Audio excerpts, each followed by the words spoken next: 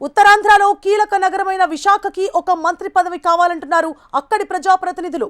మంత్రివర్గ విస్తరణలో మార్పులు చేర్పులు జరిగితే తమకే అవకాశం దక్కాలని లాబింగ్స్ మొదలుపెట్టారట. ఏపీ కేబినెట్ లో బెర్త్ కోసం సాగర్ తీరం నుంచి ఎదురు చూస్తున్న వారి లిస్ట్ చాలానే ఉంది. అయితే కూటమి సర్కార్ కొలువు తీరిన టైంలో విశాఖకి మంత్రి పదవి దక్కకపోవడానికి బలమైన కారణం ఉందనే ప్రచారం నడుస్తోంది. మరోవైపు సాగర పట్టణాన్ని అంతర్జాతీయ నగరంగా తీర్చిదిద్దడంపై ప్రభుత్వం ఫోకస్ చేస్తోంది. ఈ నేపథ్యంలో కేబినెట్ విస్తరణలో విశాఖకు చోటు దక్కుతుందా?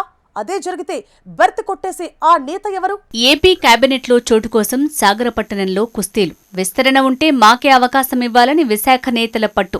జోరుగా కూటమి పార్టీ ఎమ్మెల్యేల లాబీయింగ్, క్యాస్ట్ కార్డ్ అస్త్రం. పెట్టుబడులతో అంతర్జాతీయ నగరంగా విశాఖ అడుగులు. పూర్తి స్థాయిలో మంత్రి ఉండాలని అధిష్టానం భావిస్తోందా? ప్రక్షాళన ఉంటే అవకాశం ఎవరికి?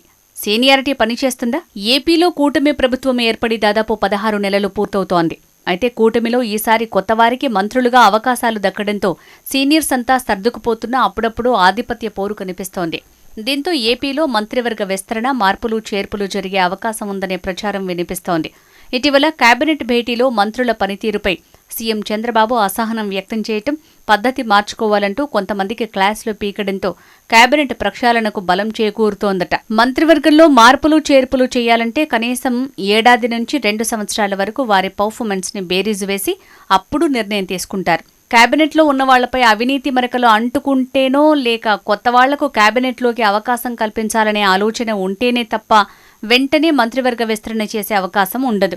గత వైసీపీ ప్రభుత్వ హయాంలో జగన్ 2.5 ఏళ్లకు మంత్రివర్గాన్ని మార్చి పాతవాళ్లతో పాటు కొత్త వ్యక్తులను కూడా మంత్రివర్గంలోకి తీసుకుని ప్రభుత్వాన్ని నడిపారు. కానీ కూటమి ప్రభుత్వం ఏర్పడి కేవలం 16 నెలలే గడుస్తున్నా ఎప్పటి నుంచో మంత్రివర్గ విస్తరణ జరుగుతుందని, కేబినెట్లో మార్పులు చేర్పులు జరుగుతాయంటూ రాష్ట్రంలో జోరుగా ప్రచారం సాగుతోంది.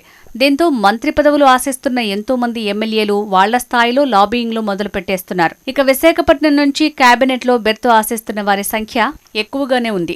నగరం పరిధిలో 7 నియోజకవర్గాలున్నాయి. అందులో గాజువాక, భీమిలి పశ్చిమం, తూర్పు నియోజకవర్గాల్లో టీడీపీ, పెందుర్తి, దక్షిణ స్థానాల్లో జనసేన, ఉత్తర నియోజకవర్గంలో బీజేపీ ప్రాతినిధ్యం వహిస్తోంది.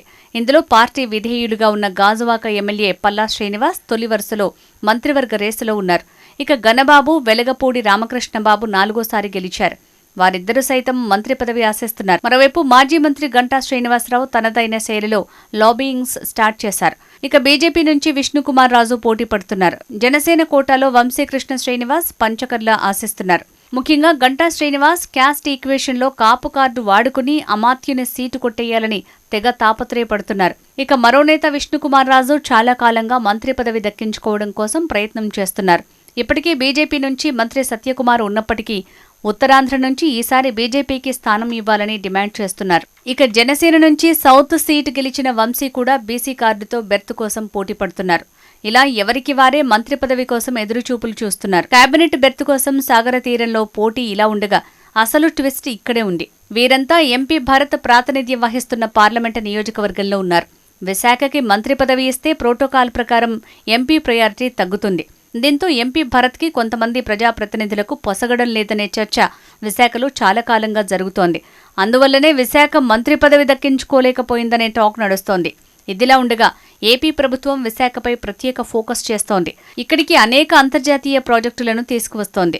గూగుల్ డేటా సెంటర్ లాంటి సంస్థలు వస్తున్నాయి. నగర పరిధి విస్తరిస్తుంది. ఈ నేపథ్యంలో ఇన్ఛార్జ్ మంత్రులతో సరిపుచ్చడం సరైంది కాదు అనేది అధిష్టానం ఆలోచిస్తోంది. పూర్తిస్థాయి మినిస్ట్రీ ఉంటే బాగుంటుందనే ఆలోచన కూడా చేస్తుందనే సమాచారం ఉంది. ఈ పరిణామాలతో విశాఖ హాట్ సీట్ అయిపోయింది. కేబినెట్ బెర్త్లో సీటు కోసం ప్రజాప్రతినిధులు ఎవరి లాబింగ్ వాళ్లు చేసుకుంటున్నారు. మరోవైపు మరో 3 నెలల కాలంలో జీవీఎంసీ పదవీకాలం కూడా పూర్తయిపోతుంది. పరిపాలన దక్షత పెరగాలన్నా, నిధులు సక్రమంగా వినియోగించి అభివృద్ధి పనులు జరగాలన్నా ఇక్కడ బలమైన నాయకత్వం అవసరం అన్న ఆలోచన ఉంది. దీంతో ఇంటర్నల్ గా అధిష్టానం విశాఖ పొలిటికల్ స్టేటస్ పై ఫోకస్ చేస్తుంది. చూడాలి మరి ఎలాంటి నిర్ణయం వస్తుంది, రానున్న రోజుల్లో ఏం జరగబోతుంది అనేది.